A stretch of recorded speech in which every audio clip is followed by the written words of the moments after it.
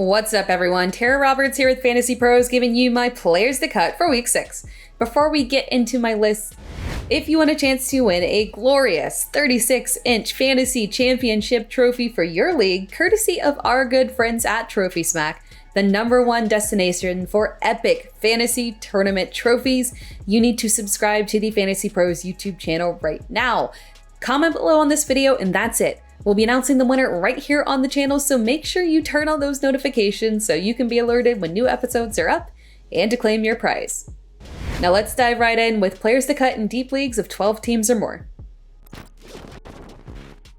First up, Daniel Jones. Daniel Jones was on our players to cut list last week in shallow leagues. Be sure to go back and look at last week's video because there are several players on there who I wanted to include in this week's video, like Ezekiel Elliott, Kareem Hunt, and Chigo Okonkwo.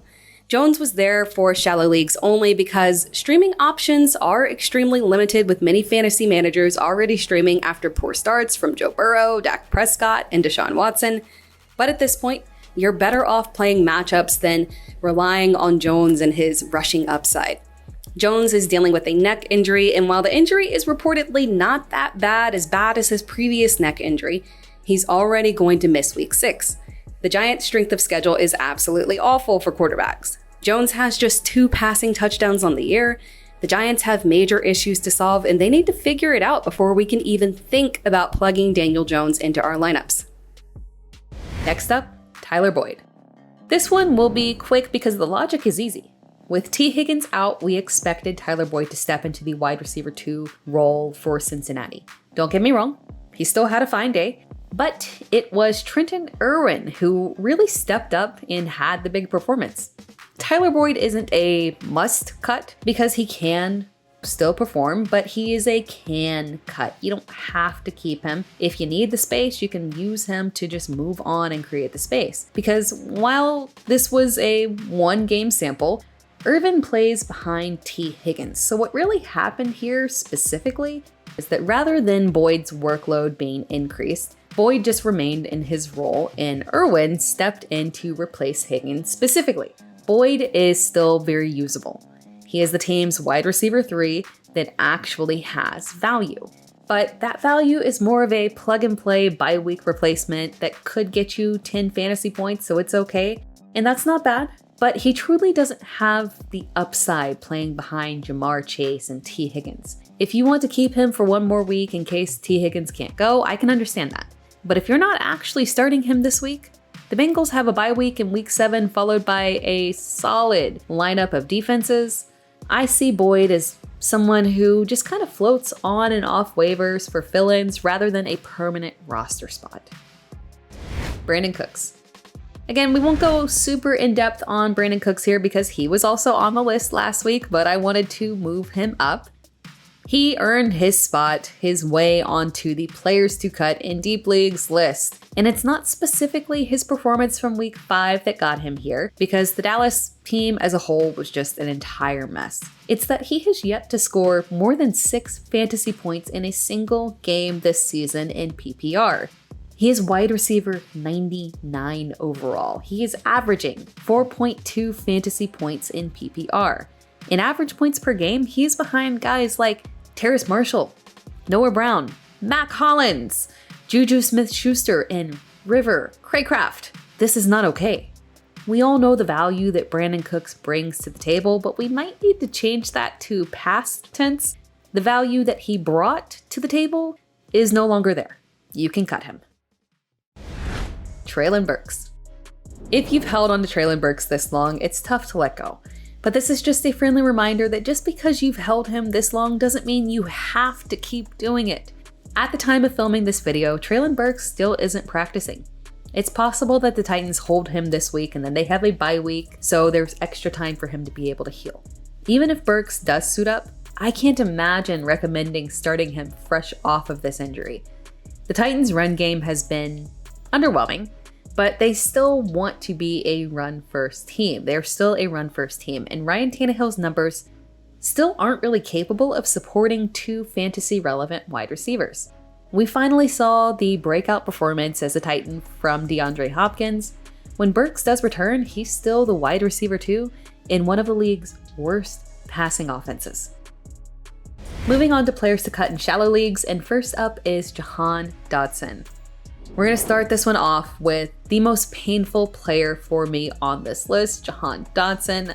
I have had such high hopes for Dotson heading into the season, but those hopes have evaporated with Dotson sitting at wide receiver 63, averaging a paltry 7.4 fantasy points per game in PPR. I could list the players averaging more fantasy points, but honestly, at this point, it would just bring a tear to my eye. This is a tough situation because while Sam Howell certainly has his faults, the volume hasn't really been the issue here. In fact, Howell is 4th in the league in attempts. He's got a 68% completion percentage. Touchdowns aren't great, but he's sitting around the league average. From a fantasy perspective, this should be a good situation for wide receivers.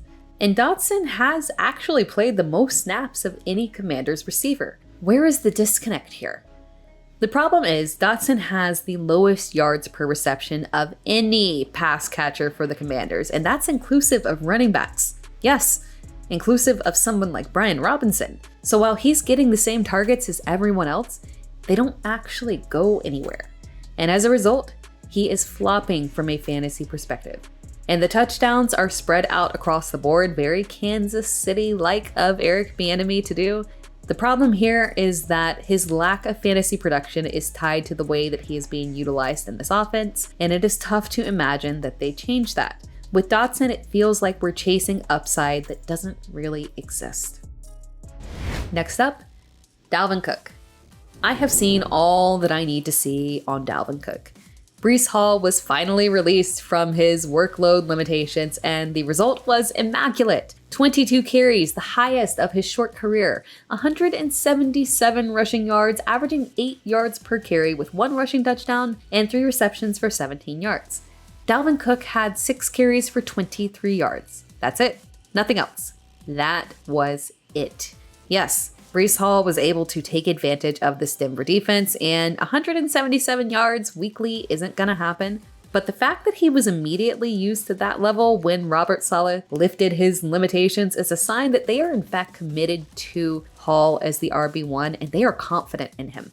This is the fear that I had for Dalvin Cook in draft season and why I have approximately 0 shares of him. There is absolutely no upside for him in this offense.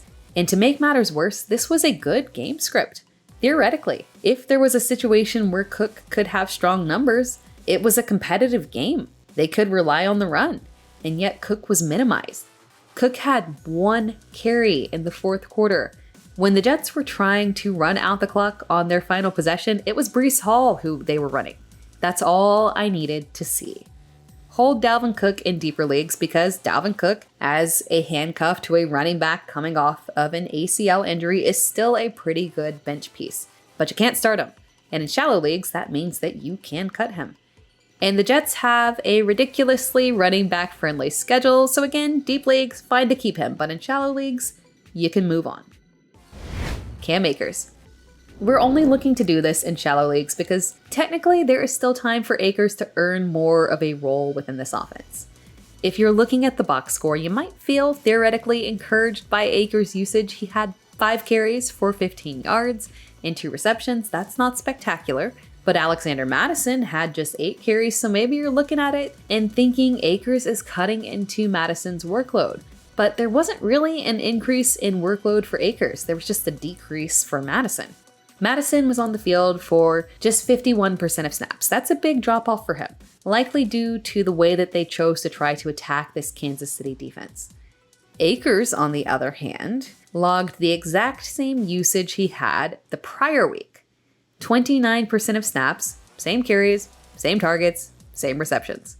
Akers' usage just doesn't seem enough to warrant a roster spot in shallow leagues, and the Vikings' ground game just isn't successful enough to where you'd consider Akers to be a high upside handcuff, particularly when he has lost his job as a lead back twice.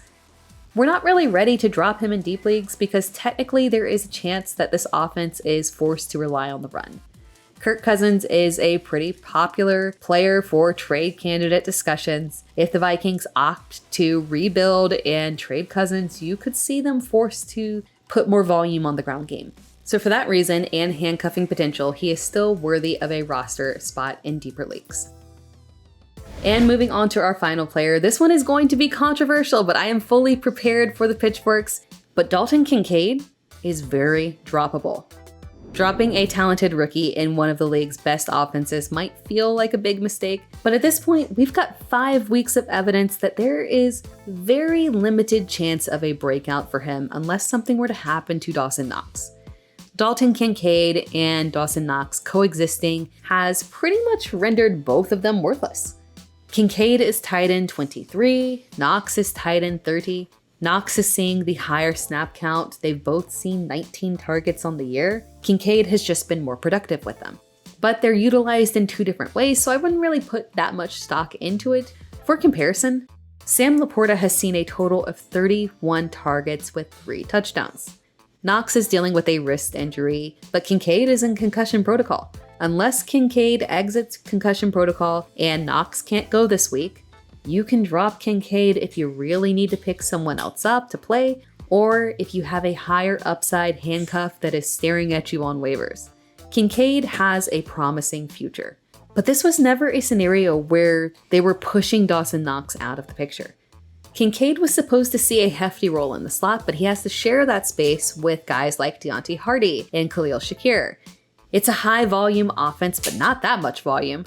The red zone opportunities seem to be few and far between, so Kincaid really must have volume to remain fantasy relevant. This isn't a must drop, like you have to cut ties, because there are scenarios and paths for production for Kincaid. But if you can't afford to roster him at this point because you were hit with injuries or bye week issues, you can just move on.